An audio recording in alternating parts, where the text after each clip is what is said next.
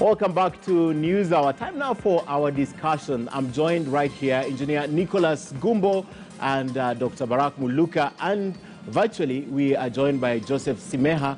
And tonight we are going to be looking at three major issues. But first, gentlemen, welcome to the show. It's the first time, Engineer, you're on the show. Karibu sana. Barak is a regular, and of course Joy is also a regular. Good to see you. I guess we need to begin with the hottest topic in town right now, the Pandora Papers, and the fact that this has been literally explained in the last 2 days. Let me begin with you. Is it an explanation or a justification? Because today the former Prime Minister, ODM leader Raila Odinga, has actually come out to support President Uhuru Kenyatta and said there's nothing wrong, and actually there's nothing wrong with having an offshore account. The only wrong thing is when you're using proceeds of corruption or having embezzled public funds and you're storing it there. Yeah. Well, I think thank you, Ken, for having me. I know, of course, I should have been here on many more shows. But yeah, here we are today. Karibu. I think there are many dimensions to it, really. Okay. And one of the things that, of course, that you see, and this I can tell you, as engineers, we try to look at patterns. The Pandora's Papers, the people who are involved, they belong to a particular class. Okay. You definitely will not find somebody, for instance, who lives in what you call the lower middle class being mentioned in the Pandora. So really, we're looking at the class of what you call the upper middle or the super rich. Okay. Even upper middle, I doubt if they could be storing money outside. Well, there are some upper middle here who could be storing, but you're looking at the super rich.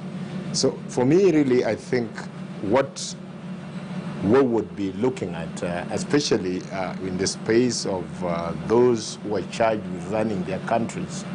What would make one, for example, if you're charged with running Kenya, to want to keep your money in a European country? Mm-hmm. And I look at it very many ways. The causes. A lot of this money, of course, is not acquired legally. And if you look at the space of international finance, there is this principle that we now call illicit financial flows. And a lot of this, and the fact that these fellows, because if it was, I would understand if you say you are Ken Mijungu, you're not a public figure, you go out to keep your money in a country outside, and you see no need to hide your identity. Mm-hmm. But the fact that you're hiding your identity clearly means there is something you're running away from. Okay. So for me, I think some of the causes really is, number one, a lot of these guys are what you could call have paranoid preoccupation with the fear of the unknown. Okay. And then some of them are obsessed, as it were, mm-hmm. with leading a risk-free life. Okay. Which, in a sense, doesn't make sense anyway, mm-hmm. Because from where I sit, I don't think it is possible mm-hmm. to lead a risk-free life. Yeah, okay. Yes. Okay. And another one, mm-hmm. and which is obvious anyway, is simple. Greed and selfishness. Okay. Yeah, it has to be the cause. Okay. Yeah. The fact that, Barak, there has been explanation. In fact, the most interesting thing about this, at some point when they were mentioned, probably we never thought that the person of Uhuru Kenyatta would admit and call for transparency and say, we need to audit and know who's storing money outside. You know, he was not mentioned directly, he was mentioned as a beneficiary from the family. But the fact that this has opened another Pandora box and now calling for transparency in terms of who has money where and why it's outside there and how much it is. It's evolving into an interesting conversation right now. I think let us shoot fairly straight, Ken, because this is a matter of grave magnitude. That those we have bestowed the responsibility of looking after our countries, as engineer here suggests, do not have sufficient confidence, even in their own watchtower moments, that they would trust the institutions in their own countries to protect their wealth. Forget about how that wealth has been acquired. And I hear the former Deputy Prime Minister loud and clear when he says this does not necessarily mean that it has been stolen. Yeah. Although we are aware that in certain instances, if we were to look at Sani Abacha in Nigeria, if we were to look at Mobutu Sese Seko in the former Zaire, if we were to look at Ferdinand Marcos in the Philippines, those were looted national assets that ended up in those secret accounts overseas, offshore. We are being told that the custodians of our institutions do not have ample faith in their own countries. They do not have ample faith in the banks in their countries. Never mind that some of them are the owners of banks within those same countries. They do not even have sufficient faith. And we are talking about people who are flight prepared, that any time they think that the country is no longer functioning, they can relocate, they can disconnect with the country and go away. And this begins explaining why most of our countries, especially in the so-called third world, are very badly managed, because the people who are managing them do not have that feeling that this is a place I can stay in and die for. Okay. And therefore they are already preparing for flight overseas. Okay, very, very interesting observation. And this leaks cut across Africa and several other Asian countries, in fact. And the most interesting thing is what you gentlemen are saying tonight, that the trust issues. Does it matter, and Simeha, this is a question for you, does it matter that some of these monies really can be accounted for, or the fact that the documentary and the documents don't reveal that they were proceeds of crime, don't say there's anything illegal, and in fact, there is nothing illegal with having your money outside the country? Thank you, Ken. First of all, just to agree with my colleagues there that it is terrible when the beneficiaries of this kind of arrangements are people who are in public service, and worst when they are presidents, prime ministers, and other types of kinds of leaders of nations and states. Secondly, it matters. In fact, what you've asked, it matters. In fact, I fear that there's a lot of mischaracterization of the problem. It's not about this being legal. It's about whether this is licit or ethical.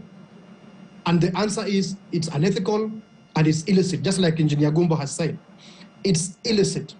We have a huge problem on this continent of illicit financial flows.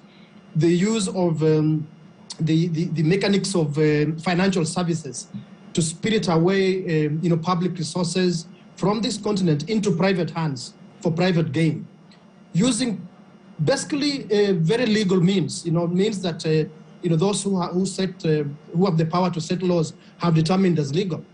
So this appears very legal, but it's problematic because of the sheer amount of resources this shifts, one, from poor countries to wealthier havens, two, from public resources into private hands.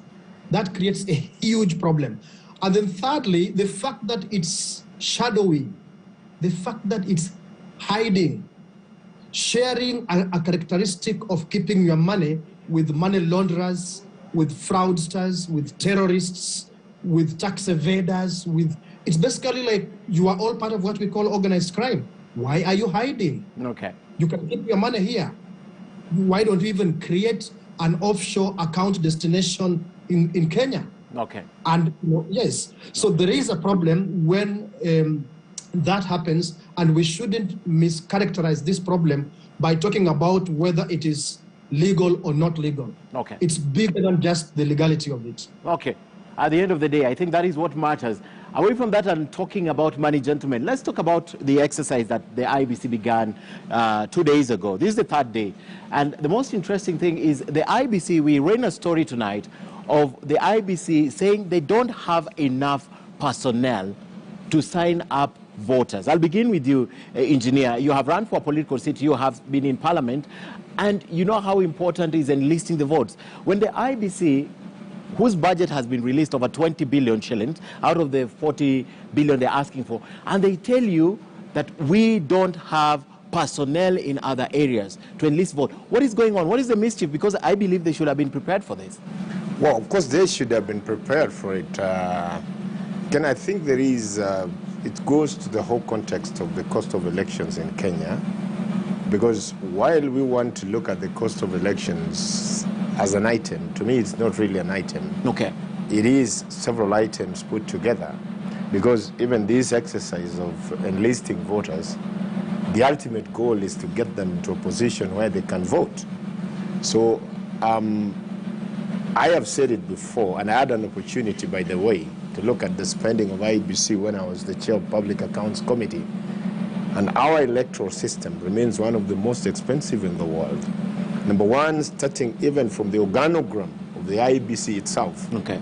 From the secretariat. The secretariat yes. itself. Mm-hmm. I mean, look, you can compare like for like.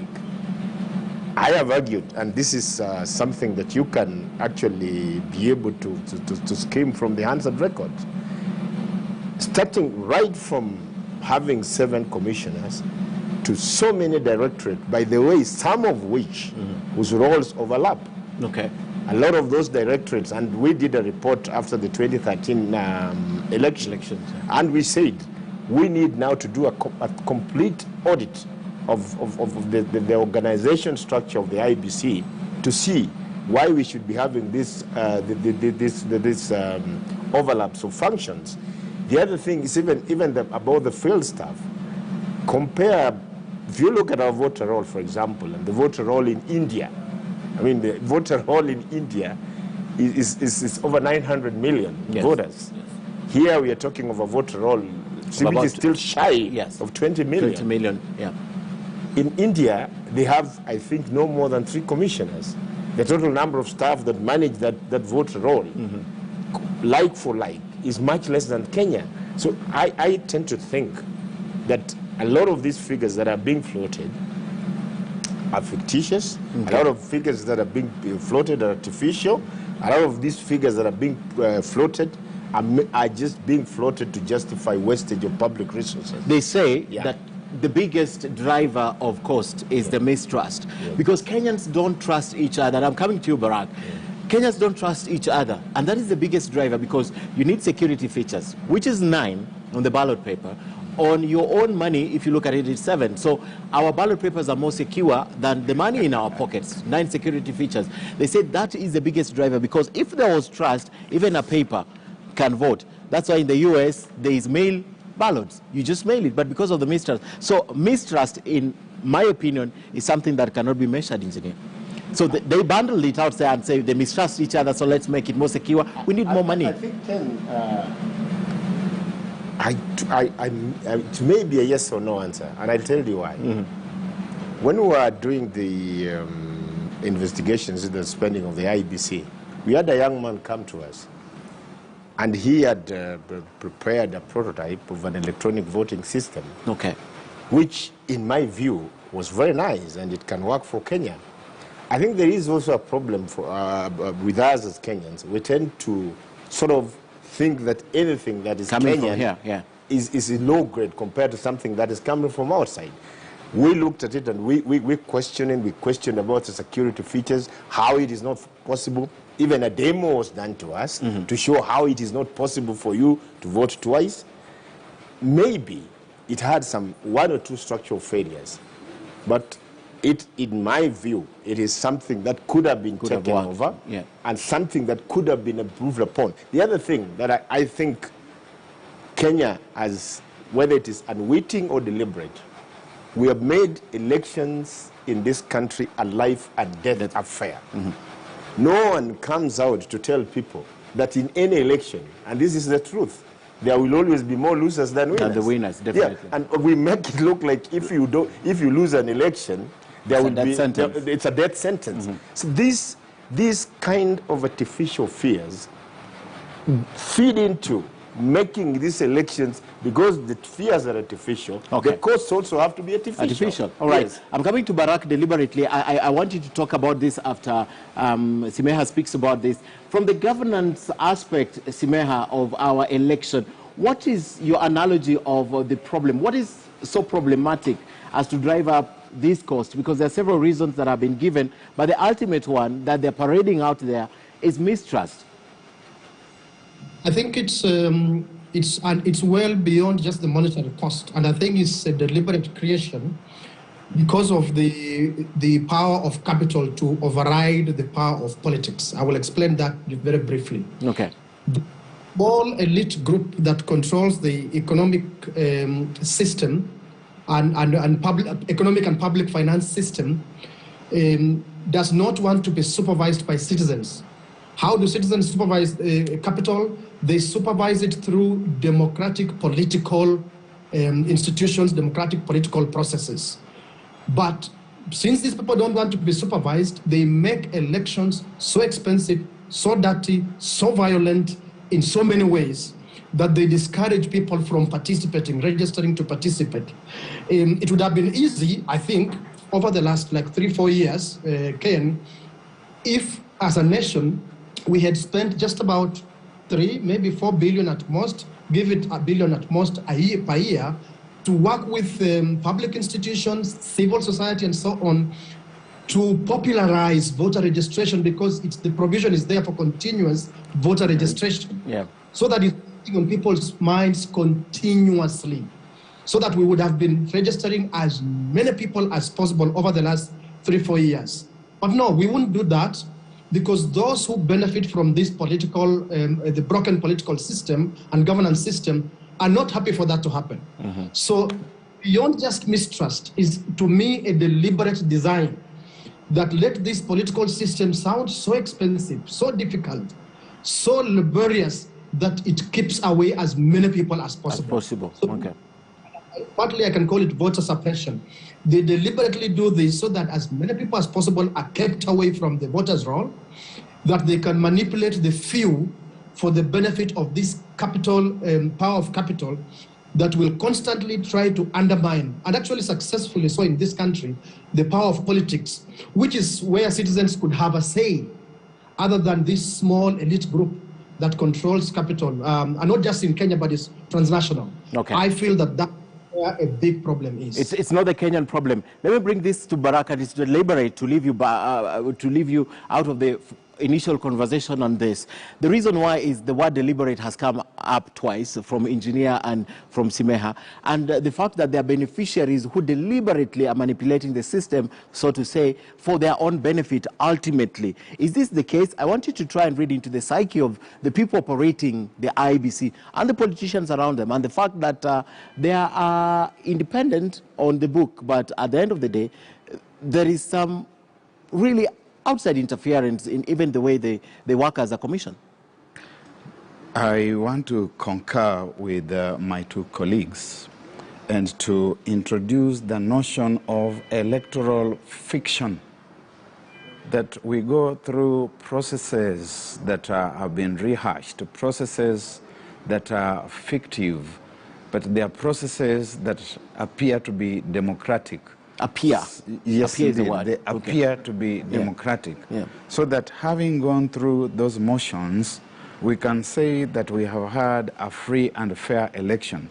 Hence, even the people we invite to our country and give the tag of election observers will, at the end of the day, at an hour such as this one, issue their first report and say that the elections have gone on well, they have been free, they have been fair, they have been peaceful. And yet that only marks what is called the lull in the middle of what have been numerous storms. That then things begin going haywire, and we go through a very tempestuous 3, 4, 5, 6 weeks until we settle down again. There are those dominant political classes that are quite comfortable to leave the elections and the processes in disorder because they benefit from them. Okay. And while they are at it, there are then those who are charged with the responsibility of managing, or rather mismanaging, the elections, and who are aware of what is happening, and who enjoy and therefore exercise some leeway to also distort the figures. My brother, engineer Nick, has said Gumbo has said very clearly that we haven't been auditing the IEBC. I cannot remember any year in recent times when the IEBC has been independently audited, and we have been told that this was the number of staff, this was the quantity of the equipment, this was how much it cost. But no one does a head count. And there's nothing like that. We rely on their word. It is like when you send a thief to steal for you, in the process the thief also steals for himself or for herself. And I take slight exception, engineer, on the use of the expression we, because I do not consider myself to be part of that institution and that class that has refused.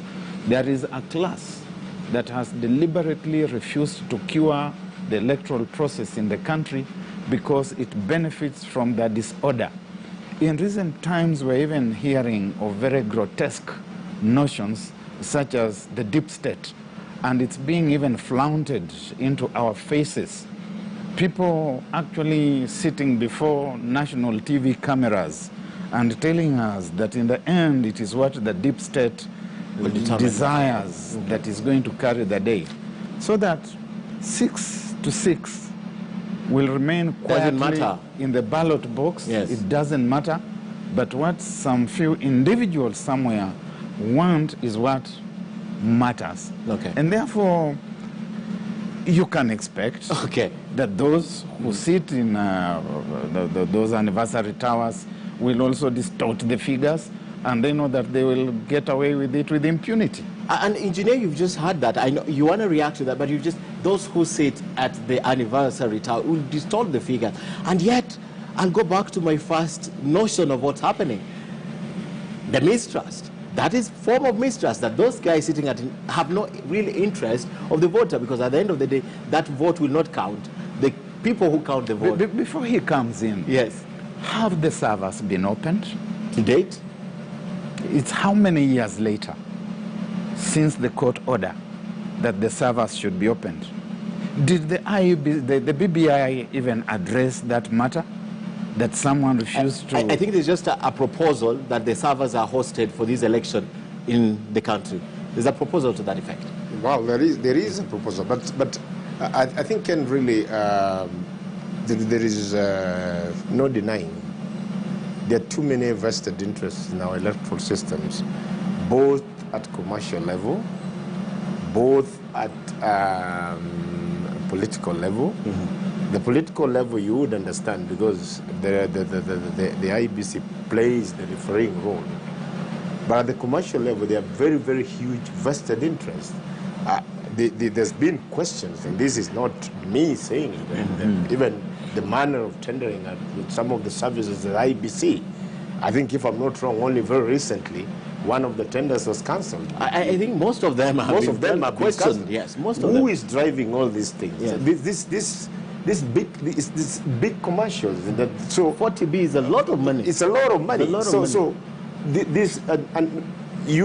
We have looked at some. Of course, there is no denying that the shelf life of most electronic equipment, you probably would need an upgrade after every 18 months or so. But for the software, not for the hardware. But for software, not the hardware. Yes, software only. We have had cases where we are being told, no, we cannot use the hardware that we used 4 years ago. We need to procure fresh. We need to procure fresh. Who is driving this interest? So the vested interests in our electoral system, to some extent, I tend to think that even the people who appear, quote unquote, to be moaning about the cost of our electoral systems may be the beneficiaries themselves. So until and unless we stick to the requirement that our electoral system should be open. And openness for me should be a process issue. It's not an event issue. The process of even procuring the items that we use for our electoral system, the process, you even know. So this public tendering is not open? I mean, a lot of these things are only, for me, really perfunctory and only for public show. Public, okay. And the real interests, the real interests are obscured, and what we are made to believe is not what the real is going to serve the people of Kenya. From where you sat, you audited Public Accounts Committee engineer. The best scenario for an election in Kenya, how much would that cost? How much would that cost? Our view, and of course this was a system audit, Yes. Our view was that the figure that was presented at that time, we felt that even with as little as 1/3 of what was spent, you would have had an election. Okay. And yet, Simeha, the most interesting thing is at the end of the day, with all this, because Kenyans have been financing the IEBC adequately. The Constitution says that the IEBC shall be financed adequately. That's what the Constitution says. And yet, at the end of the day, there are still disputes. I don't remember a single election that was not disputed, Simeha. Ken, before you go to Simeha, yes, adequately is not the same as sufficiently? No. It's not the same as extortionately. Okay. Because what we are looking at is extortionate financing. Yeah, but you see, that's a gray area in the Constitution, because the Constitution only says adequately. So if they go before the Budget Committee and ask for 40 billion, and that's what they think will fit the election, and that's what they think is adequate, they will go for that. And the Constitution is not unreasonable. That when this is presented before right-thinking members of society, it should appear reasonable. But that's what they think. They're the ones who work for the IEBC. Why is it that this is the most expensive election in the whole world? Number three, after US and Papua New Guinea. Kenya is the third. Yes, you can look at Papua New Guinea. It's a question of economies of scale, because the numbers there are far smaller. Yes. And therefore, when you distribute the overall cost against the numbers. So the fewer the numbers, the more expensive you're saying? The unit cost would appear to be. So the fewer the numbers, the more likely it will be expensive. When we talk about the economies. The economies of scale. Of scale. Okay. Sorry, I took you away from the race. Still, ours should not be within those kinds of ranks. Yes. But let me defer myself to you and to our colleague who is not here. Yes. So that we don't Take dominate his time. So Simeha, in spite of everything and all those strategies that have been put in place, incidentally, all elections, as far as I can remember, 2007, probably I can't remember the 202 very well, all these elections have been disputed, right? Absolutely.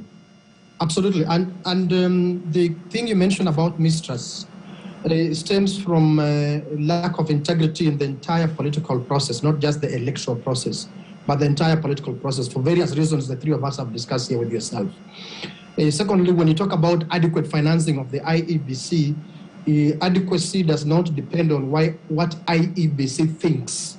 It's not about what IEBC thinks. Okay. It's what is realistic and what is reasonable, what can be verified, even through comparative studies, with all the factors being considered, that if our elections cost this much per voter, it would be reasonable. And we look at the various comparative studies that have been done and the figures we are given of Rwanda and so on and so forth. Ours still comes out as extremely unreasonable. So that means what our IEBC thinks is extremely unreasonable. It's not about adequate funding. And then, so let me just come back to the thing of the question of lack of ethics in our political system, not just the electoral system, is what makes this expensive.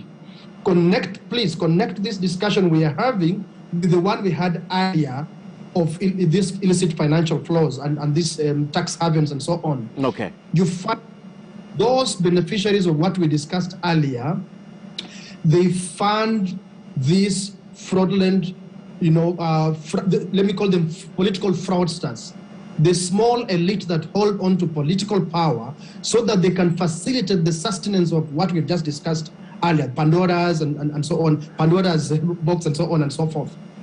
There is a connection between making our elections extremely expensive, providing an opportunity for those who benefit from these illicit financial flows to continue controlling our political system and making it to benefit a few and sustain the economic and financial benefits that accrue from our nation, just like in other nations, but here we're talking about our nation. So I think let's keep making this connection. It's not just about politics for the sake of politics. Okay. It's about economic connected. and financial control. It's about controlling the public finance management system. And now, unfortunately for us, it has cascaded down to counties. The amount of resources stolen at county level, stolen at national level, but sustained through a broken political system.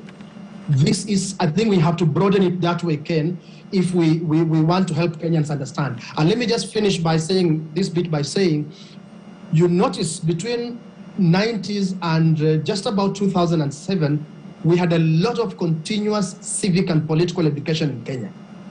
Beyond 2010, after the new constitution, we actually, it's almost like the civic education, political education movement collapsed.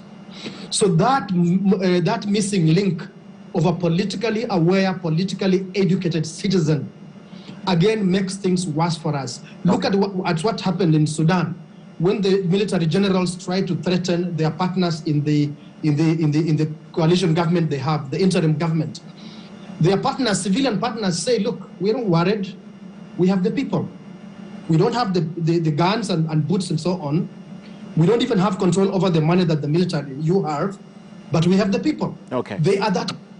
So the lack of people's participation, informed participation in our politics is a huge blow to our political system and therefore our electoral system. You think it would be different if we had people participating? And I'd like to take you back to your initial point on adequacy. It doesn't mean that what is given by the IEBC, it should also be something that is reasonable, that can be justified, that can be accounted for, that can be audited. I mean, if you open up that process, and don't forget the fact that even the tenders from the IEBC are really, really hotly contested. It is part of it. That's why I said, it can be verified. It's not reasonable. It's basically majorly fraud. And this has been proven through the brief audits we've had from Auditor General, from investigations of Parliament, as Engineer was saying there earlier, and a few others from connections with those who are part of these tenders, like in the UK, if you remember Chicken Gate and so on. And this is just scratching on the surface, not even doing comprehensive audits. And I'm just stubbornly insisting that all these are by design. Because even when it's clean, even when it allows for popular informed participation of citizens, it becomes difficult for it to be manipulated, for the outcomes, that is the electoral results, to be manipulated, and therefore for those who preside over our economy, our public finance management, to be planted by the small elite group of beneficiaries. It becomes difficult. And that's why even the tendering, they will keep it this way. That is why even the corruption in IEBC will not be acted upon. Okay. And we have the same fellows there to manage or mismanage, as Barak said earlier, our elections, and it's like life goes on, bora high. This is a deliberate design to keep this nation the way it is for the benefit of a few with the support of transnational capital. That really is my argument. Barak seems to agree with you. The footnote. Yes. That the whole world is aware of something called Chicken Gate. Chicken Gate, yes. That was resolved by a serious fraud office in the UK, and nothing done here. But nothing was done here. Yes, they're still in court.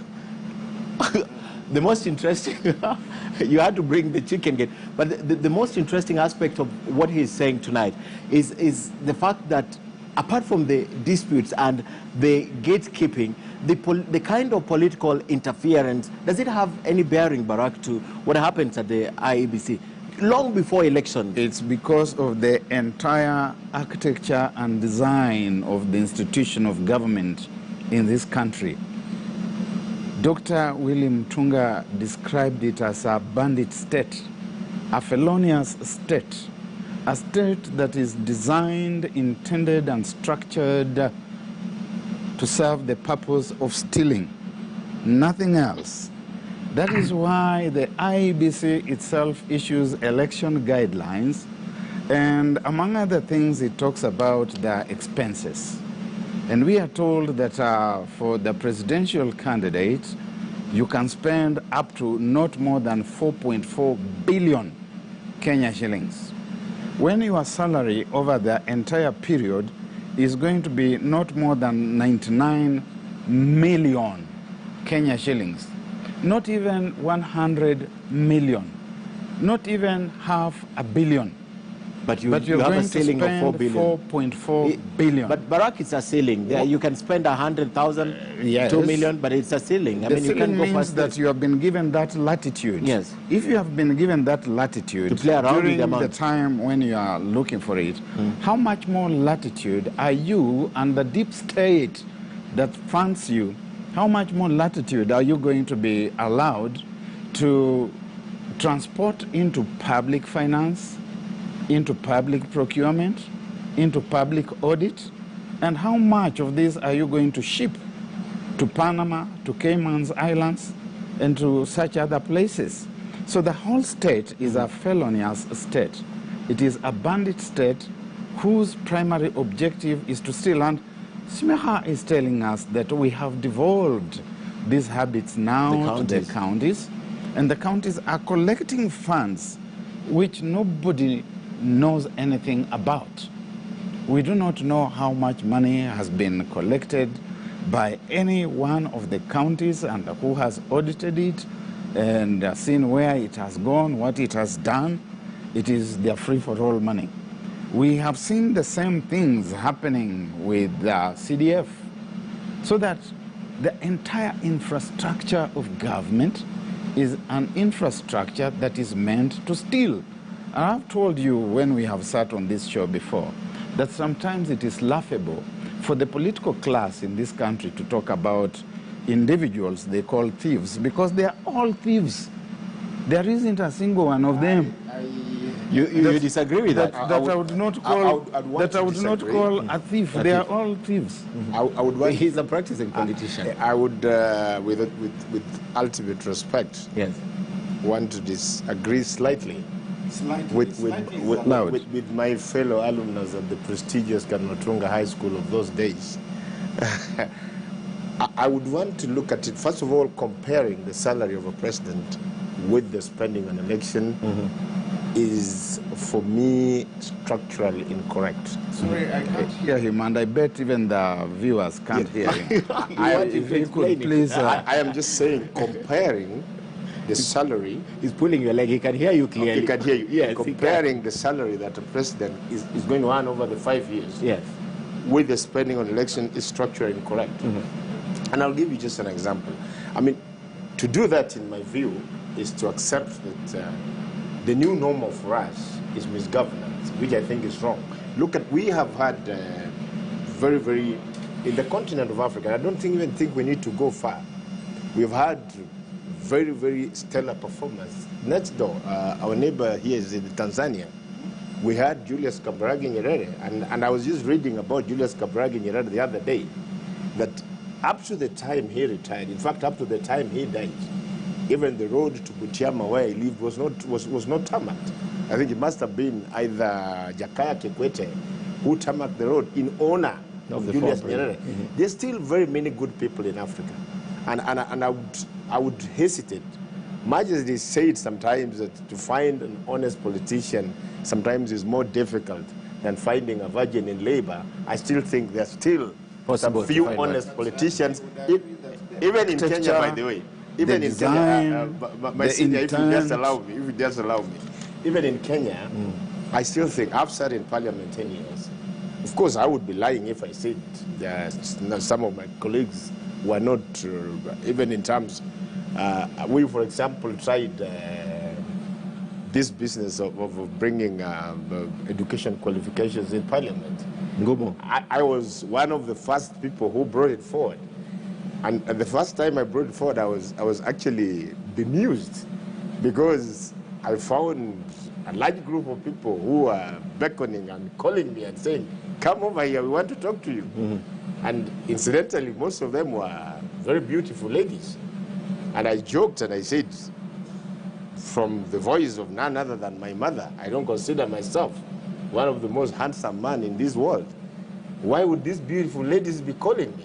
And their concern was... Handsomeness of a man is not... Well, I mean, you see, Barack, the person who knows you best is your mom. Of course. If your mom says you're ugly, you're ugly. It's that simple. You're not ugly everywhere. You are handsome. So anyway, from that, and yet, I know people, honestly, that I can say for sure. I had a very interesting incident, and I will not name names here, of a gentleman who was involved in a court battle over his education qualifications.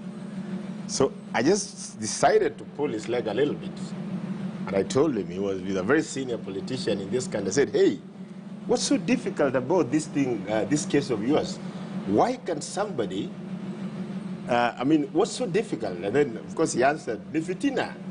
Now that you speak in Swahili. Anyway, Politician speaks in Swahili. No. Of course, I have not mentioned any Yeah, you names. haven't, and no one will mention, and no one will mention the name. Then I said, to me, this is a very simple case. He said, please tell me about it. I said, why can someone who was with you in class just come up? Come and say, I was with him in class. Exactly.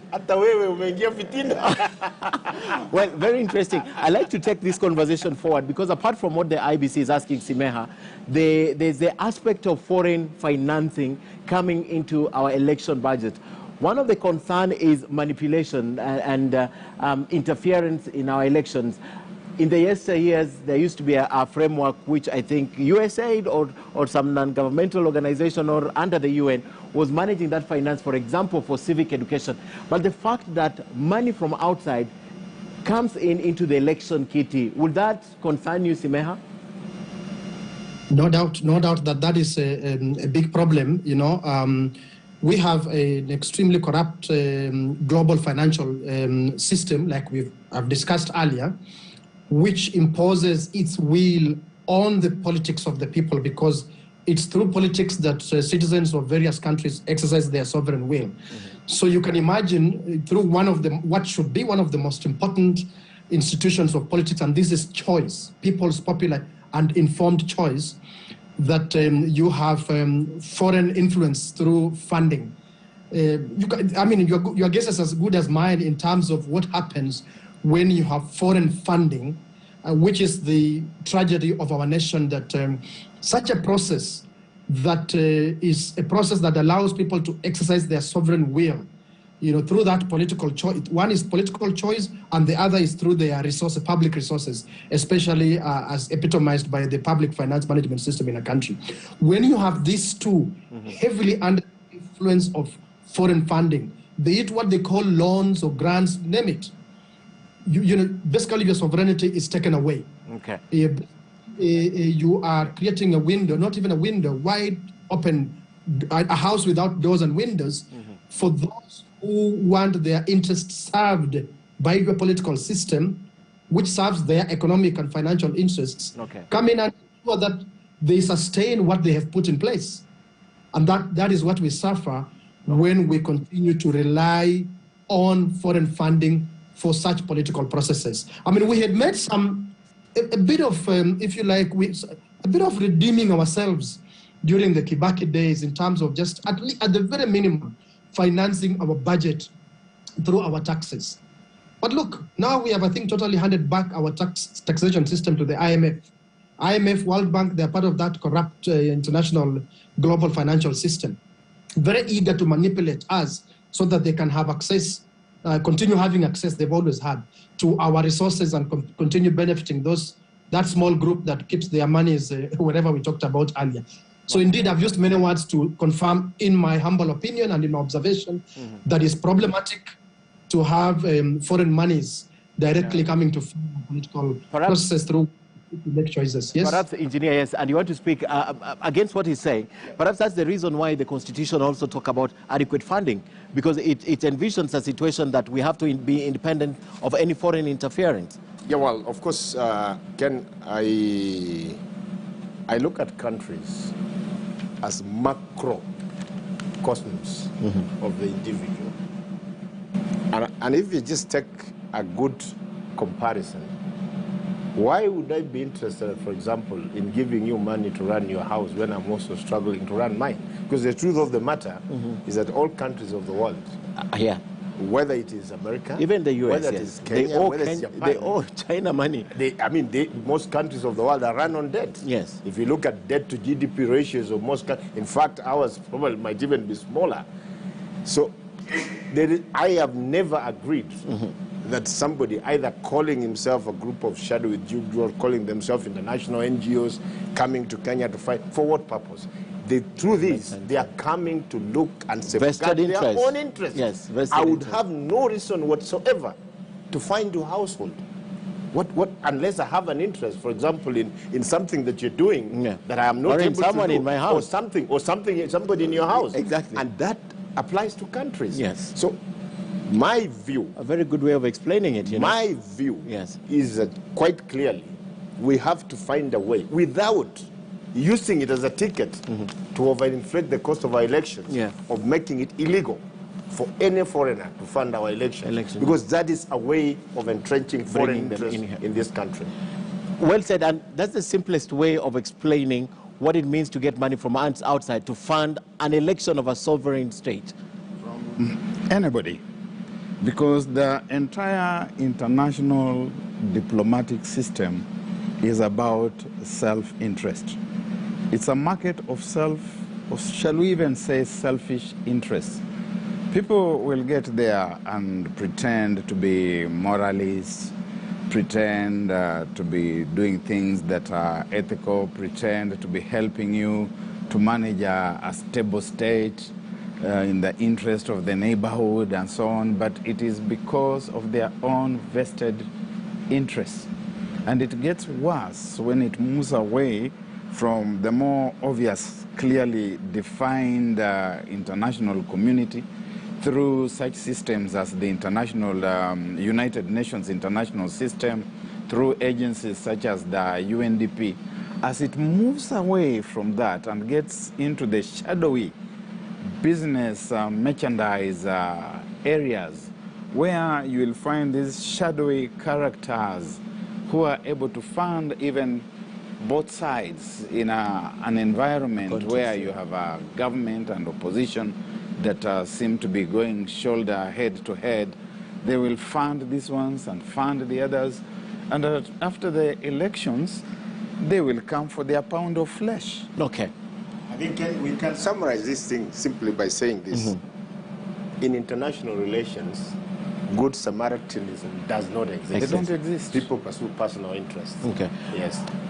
Now that we have spoken about that, Simeha, I want you to explain to me this projection by the IEBC.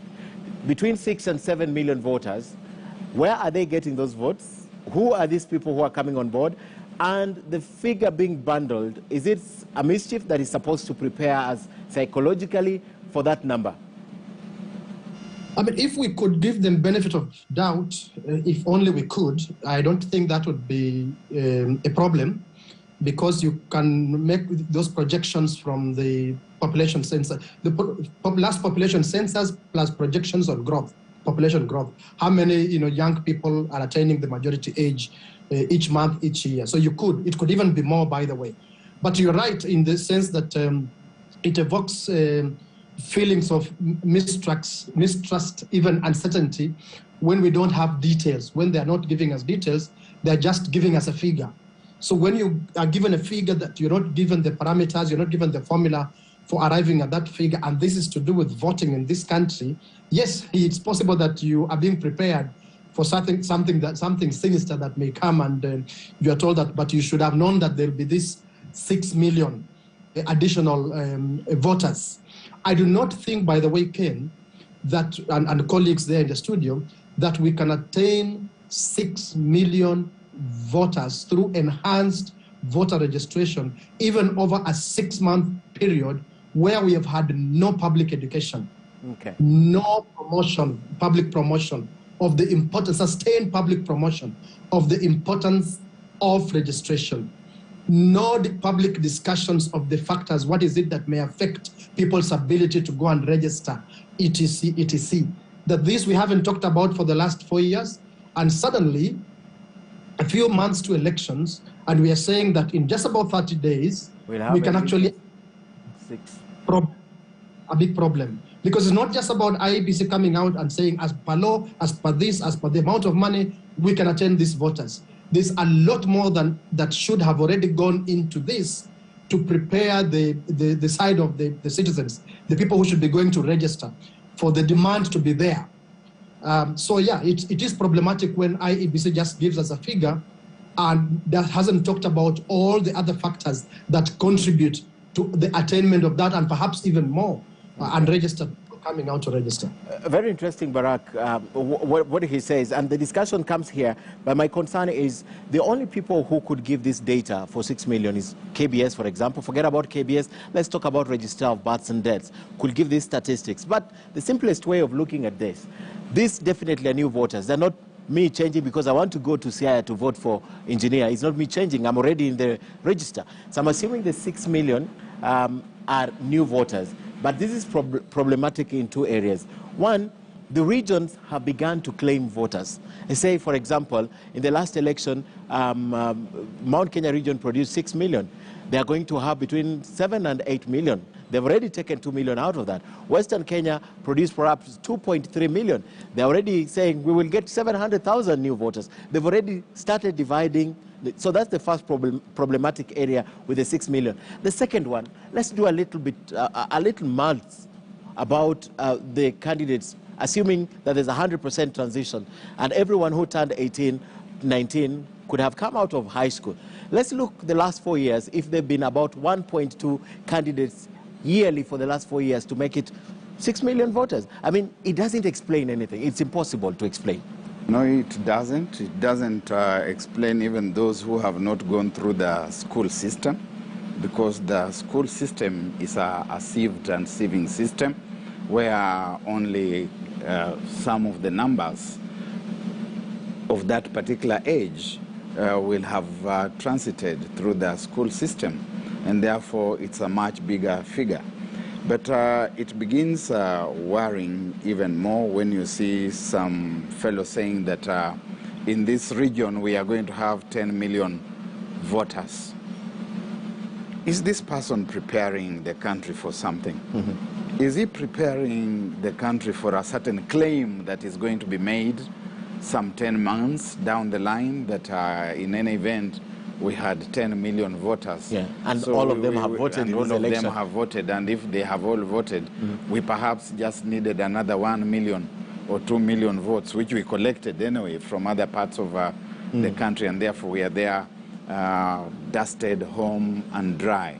It's also a question of whether different institutions and entities in the country can work together. You mentioned the Registrar of Births and Deaths. That brings into the picture the question of cleaning up the registers as they exist. IEBC is telling us about registering 6.6 million.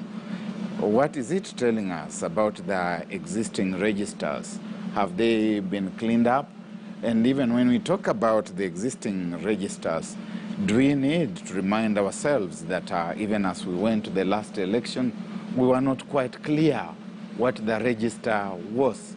And when they were asked to open the registers for inspection, as usual, they were very recalcitrant. We did not see those registers. So we actually don't know what we are talking about. Okay. And for me, the biggest tragedy is that we have lost the past 4 years, when we ought to have addressed squarely the reform of the electoral process in the country, when we were asking ourselves the question, engineer, that why do Kenyans fight at the end of each election? And we started saying it was maybe because the top was not sufficiently expanded, the executive was not sufficiently expanded. It was always and will always be a matter of a dysfunctional elections authority that remains very defiant. Even in the face of a court order, it will not do as it has been ordered to do. Okay. And they know that they will get away with it. Yeah. Tragedy. I think, Ken, if I may just, to some extent, I think, and I want to follow up from what Simeha said. Sometimes it looks like the fact that we don't devote too much time into civic education is really deliberate. And I say this because there is just too much emotion and lies which is lent into our electoral process every election time. I'll give you an example. Sometimes 5 or so years ago, an old lady walked into my office and she told me that she was living somewhere in Mathare and they had not eaten for a long time. So I asked her, did you vote in the last election? And then she said, I did, and even the previous one. And who did you vote for? She told me who she had voted for. And why did you vote for them? And she said, we were told that if we voted for this particular individual, all our problems would be over. Unfortunately, the person she had voted for was not the person I had voted for at that time, who were diametrically opposed at the time. So I said, that I mean, I tried to look beyond what she was saying. Obviously, somebody must have lied to this old lady that you vote for so-and-so, and emotionally so, whipped up the emotions, all your problems will be over. Then I said, doesn't it concern you then? Yeah. So I want to agree with Simeha. We need continuous voter education. Yes. There are very clever fellows in this country who have, over time, come to appreciate how much it is possible to capitalize on the ignorance of the voter, to tell them lies, to whip up emotions for their own selfish ends. And I think, in my view, and respectfully, for everyone in the political space, it is not good for our country. It's not good for our country. Yeah. Gentlemen, hold up. I'm coming back to give you the closing remarks, and I have one more question for you. But this week, gentlemen, you remember it was also World Teachers Day, and the celebrating the teachers. So we picked a bite for our soundbite of the week about one of the members of parliament who was celebrating the teachers, and here is our video of the week. Because of teachers, and we thank them for the discharge of that noble duty they are doing to make us progress. But Honorable Speaker, as we remember this day, I think as a country we need to think very seriously about the environment under which our teachers are working. Honorable Teacher, and I'm talking about this from the point of recruitment to how we retire our teachers who have served. We need, as members of parliament, not only to look at the law, but also to ensure the environment under which our teachers are serving is right. Honorable Speaker, we graduate very many teachers after teachers training colleges. But for them to be recruited to serve, they take so many years. And they have to attend interviews again whose purposes you never understand after they have succeeded there. We have teachers who have graduated, but they are taking over 20, 30 years. They are hitting past employment age before employment. The salary of teachers is very bad. Delocalization is there with the facade, transfers, Honorable Speaker. I have very young families serving as teachers in Homa Bay, where you get a lady aged below 30. Her husband is in Northeastern, she is in Homa Bay. You are asking how that family is keeping up. All those measures, among others, are measures which, as members of parliament and as a society, we should think about as we review the terms of service of teachers. Look at where we are with teachers now, proposing they go back to colleges. We are even determining the colleges they should go to at their own cost without increasing their pay. I think as we recognize the good work teachers are doing across the country, let us think of the environment under which they are teaching. Let us, upgrade and value their services, and let us review what we can do as members of parliament to improve their lot. I thank you, Honorable Speaker. What a way to make the case for teachers. And that was very interesting for me because I was brought up by a teacher. My dad was a teacher. My mom was a teacher until she retired. And my school fee came from sugarcane, you know, from the county of Migori. So what a way to make a case for the teachers, because teachers really can't manage without that. But away from that, gentlemen, I want to talk about one more issue. We have a few minutes on the clock that is very important. Now, the clergy came out about a month ago and said they're ready to reconcile President Uhuru Kenyatta and William Ruto. President Uhuru Kenyatta poured water on that. It's not going to happen. That is the first aspect. And Simeha, I'm coming to you first to close for us with this.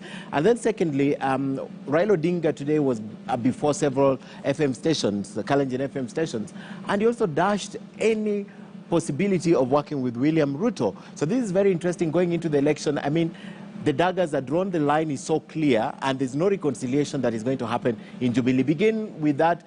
We begin with this, Simeha, just to conclude with, for us, even as you speak about what is the way forward, because the line is clear now. It's no longer a blurry line. William Ruto is not going to work with Raila Odinga. There will be no reconciliation going forward.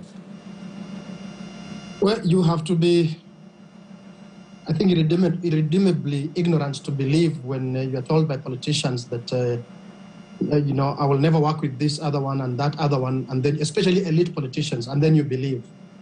Because then it's not too long ago, we had witnessed the worst competition, the worst rivalry between Raila Odinga and his team on one side, NASA on one side, and Jubilee, that's Kenyatta and Ruto on the other side, and their team. And hasn't Raila Odinga worked with Uhuru Kenyatta? So that, I just say quickly and leave it there, that when that is done, oftentimes it's about just, again, whipping emotions, as one of my colleagues there said, for people who would like to hear that, to whom that is music to their ears.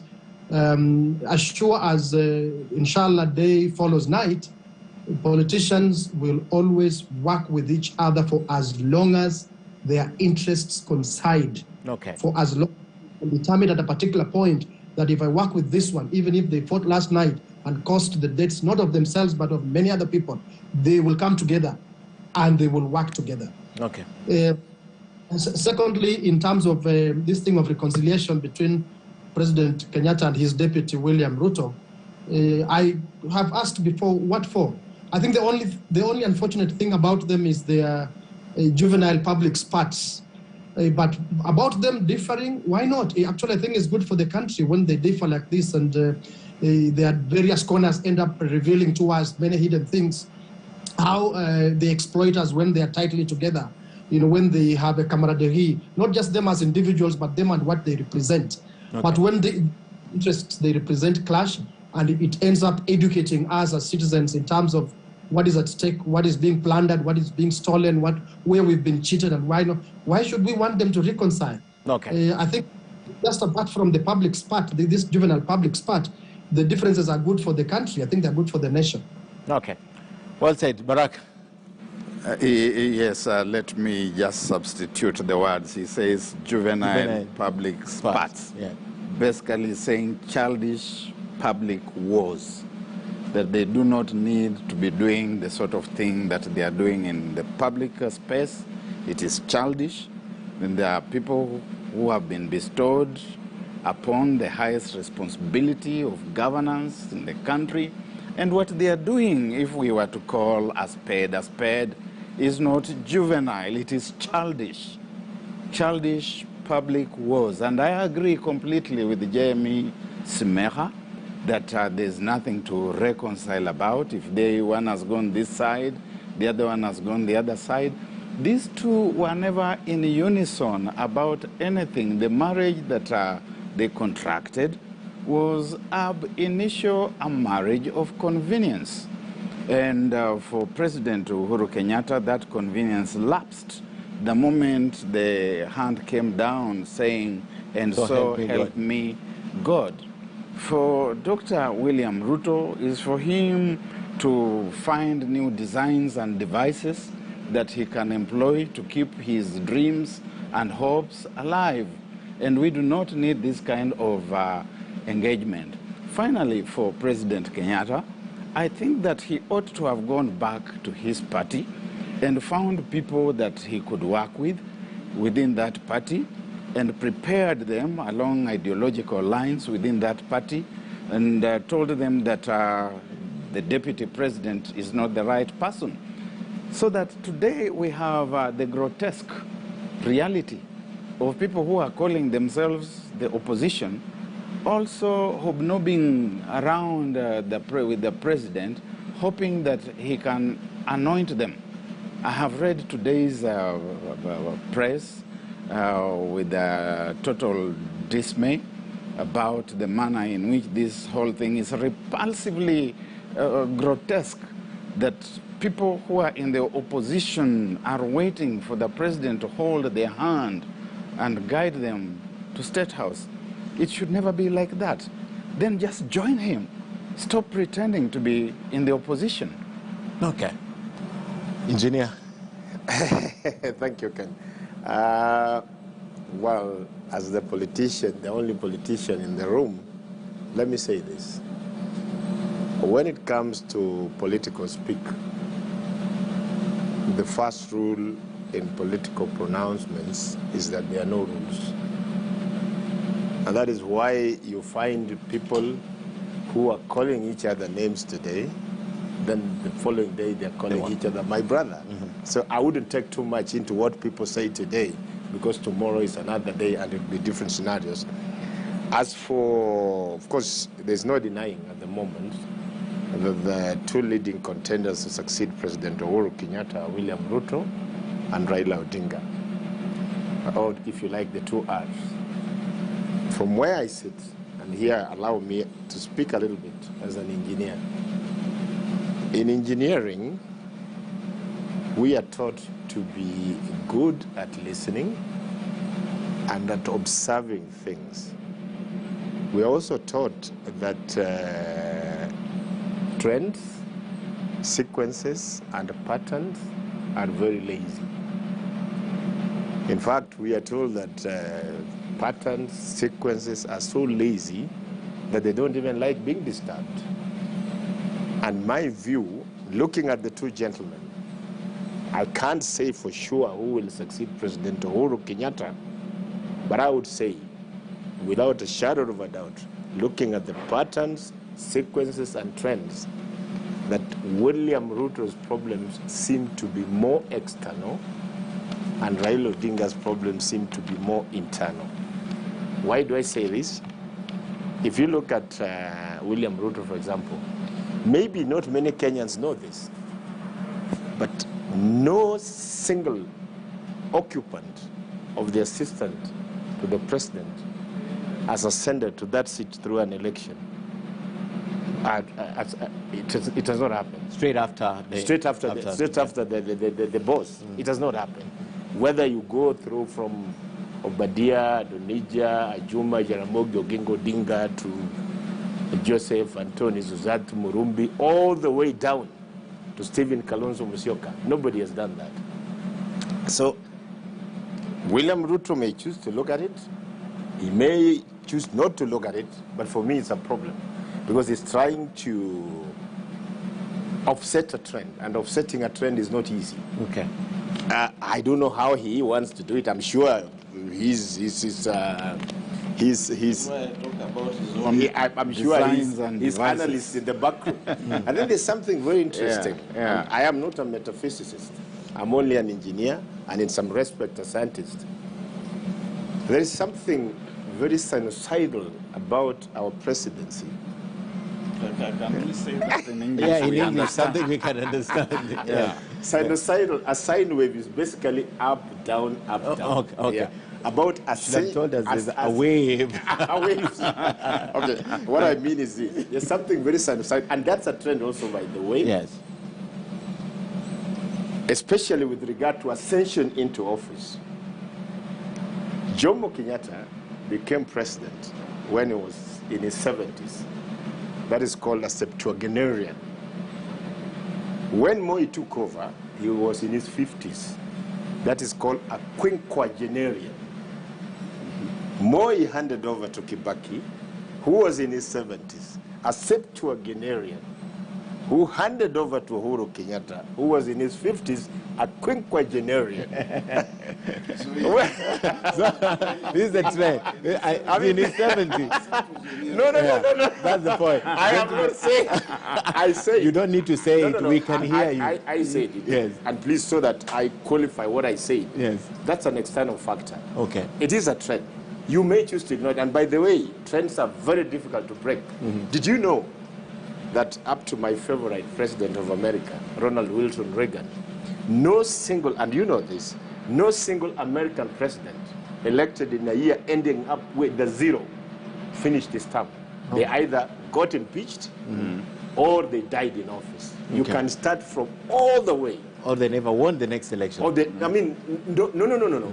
They never, they were impeached. Okay. That was a trend. It's only Ronald Wilson Reagan, and he survived it by a whisker. After that assassination. Okay. So you cannot ignore trend. Okay. As for Raila Odinga, I said his problems look more internal. Internal, yes. I want to qualify this. From where, if you look at the external problems that Ruto is facing, which you would call the curse of the number 2 in Kenya, that seems to make it look like the universe, as it was, the Italians or the Sicilians would call it, is happy with the tunes Raila Odinga is playing. But for Raila Odinga, in my view and my humble submission, his problem has to do with the management, internal affairs of the management of the party ODM. Okay. And this is something that I want to qualify. Remember in 2007, ODM with I'm told we have a minute. With 210 constituencies, had almost 50% of members of parliament. I think there's serious introspection that needs to be done as to why a party which had nearly 50% of MPs in 2007 now has hardly 20% of members of parliament. Okay. That's a problem that is huge. And the huge aspect of it is that it speaks to the way the party is managed. Okay. And the way the party is managed has led to some, what you call latent problems that you can't obviously see. For example, in Mombasa County, did you know that 80,000 people didn't vote in the last election? 80,000. 80,000. In context, what it means is that out of the 6 constituencies of Siaya County, Rarieda, Bondo, Game, Malego, Songa, Ugenya, and Ugunja, it is as if the whole of Game constituency did not vote. Okay. That's a serious matter, and it is an internal problem. Okay. Yeah. Barak, you're burning to say something. If it's in 30 seconds, if it's not, we'll have another show. Okay. We'll have another show. We'll never have another show. Thank you, gentlemen, for coming. Joseph Simeha, asante sana, joining us virtually. Thank you very much. We'll have another opportunity. And you're in Vihiga, not Kisumu. Good to see you. Yeah, they're neighbors. You know, Simeha could be anywhere. They are shemejis. Asante sana, Dr. Muluka. Thank you. Always a pleasure coming on board. And engineer, I looked for you for 2 months. Finally, you're here. Hopefully, we'll find you another time to join us in our show. And it was again the trend. Yeah, the trend. Sequences. And also on Mondays we have Kivumbi 2022. I'm looking forward to seeing you, gentlemen, because we are having conversations that is going to shape the future of this country heading into the 2022 general election. Thank you though for coming. Hope to see you next time. On behalf of the crew, have a good night. And Meresha Witi earlier on sign language. Let's do this again next week on News Hour. But tomorrow is Crossfire Thursday. And Akisa Wandera will be right here with yet another panel talking about the issues that affect the country. Have a good night. God bless. Remember, we begin broadcasting right here at 6 a.m. tomorrow morning.